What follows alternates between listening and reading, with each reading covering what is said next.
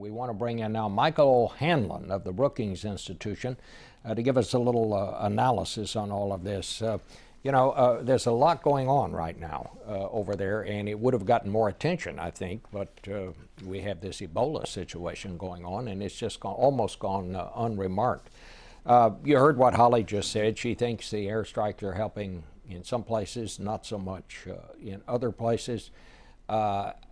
I've been talking to people who deal with this this week, and they're not very optimistic about what's happening there. Michael, what's your assessment? Well, Bob, in some ways it's just as well we not obsess on this too much in the near term, because the near term news can't be very good.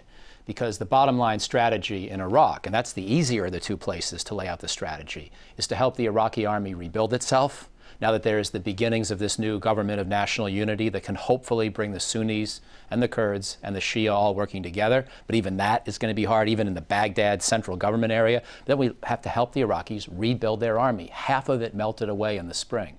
Not by lack of competence or weapons, by lack of will. They didn't want to fight for the former prime minister. And on top of that, as you know, we now want to help them build this new National Guard, or they want to build a National Guard, so you can recruit and train people locally to fight for their own hometown. Makes a lot of sense.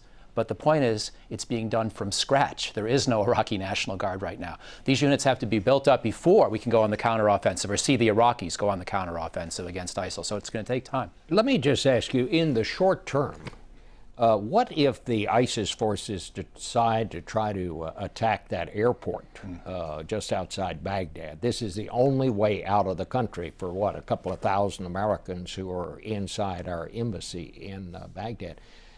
As the situation stands now, could we put down that attack? Could they?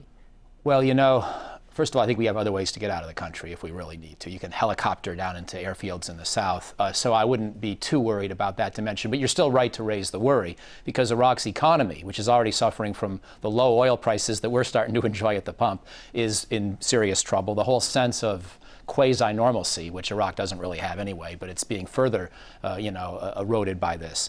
But I think that here's the thing with the Baghdad attacks. The ISIS group can't take Baghdad, I don't think. Baghdad is mostly Shia.